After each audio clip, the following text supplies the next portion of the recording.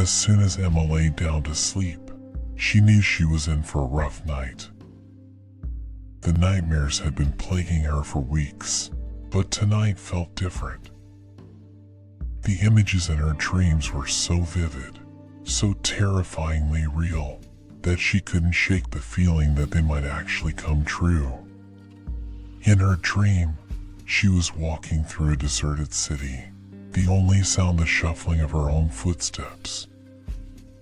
The sky was dark and the air was heavy with an otherworldly stillness.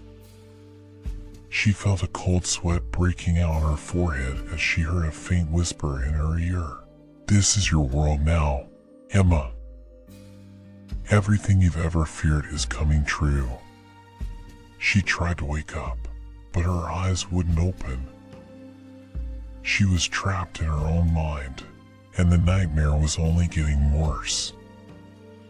In the distance, she could see a figure moving towards her, its face shrouded in darkness. She tried to run, but her feet were heavy and unresponsive. The figure drew closer, and she could see the glint of a knife in its hand. As the figure plunged the knife into her chest, Emma woke up with a start. She was drenched in sweat and her heart was pounding in her chest. She tried to calm herself down, telling herself that it was just a dream. But then she heard a faint scratching at her bedroom door. Slowly, she got out of bed and tiptoed towards the door. As she reached for the handle, a cold breeze swept through the room, carrying with it the sound of a voice whispering, "You can't escape your nightmares, Emma. They're already here." Emma's blood turned to ice as she slowly turned the handle and opened the door. Standing on the other side was the figure from her dream, its face still shrouded in darkness. Emma tried to scream, but her voice caught in her throat. The figure moved towards her, and as it drew closer, Emma could see that its face was her own. She realized then that the nightmare had come true. She was trapped in a world where her every fear had become a reality, and there was no escape. As the figure stepped closer, Emma tried to back away, but her feet wouldn't move. She was frozen in place, watching in horror as her own doppelganger reached out a hand towards her. Its fingers were long and skeletal, the skin stretched thin over the bone. Emma could feel the coldness of its touch, as if the figure was draining the warmth from her body. She tried to scream again, but her voice was gone. The figure spoke in a voice that was both hers and not hers at the same time. "Welcome to your nightmare, Emma. You're never leaving." Suddenly, Emma was back in her bed, gasping for breath. She looked around the room, but there was no sign of the figure.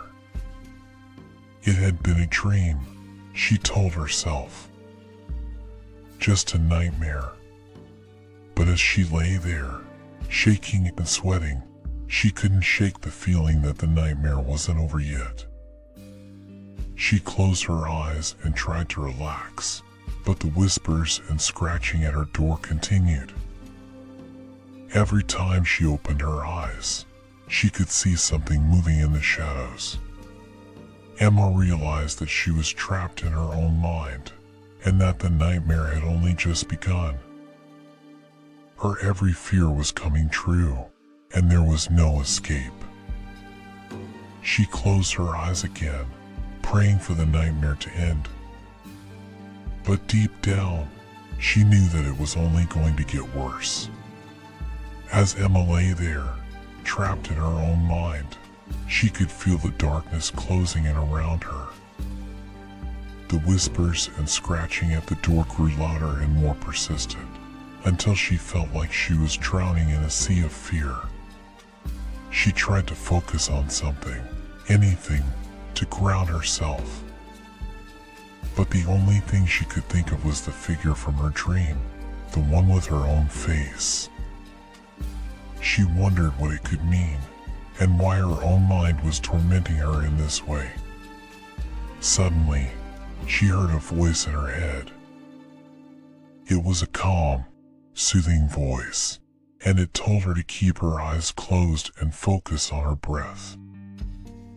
"You're safe, Emma," the voice said. "You're in control. Don't let the nightmare take over." Emma tried to follow the voice's instructions, taking deep breaths and visualizing a peaceful, calming place.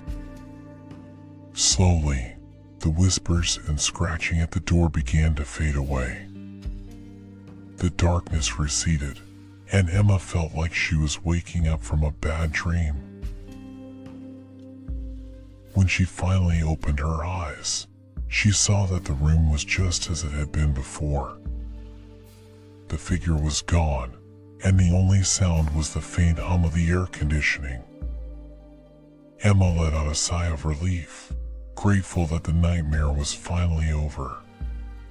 But she couldn't shake the feeling that it wasn't really over. She knew that the nightmares would continue, that her fears would continue to haunt her. But now she also knew that she had the power to control them. She closed her eyes again, took a deep breath, and promised herself that she wouldn't let the nightmare take over.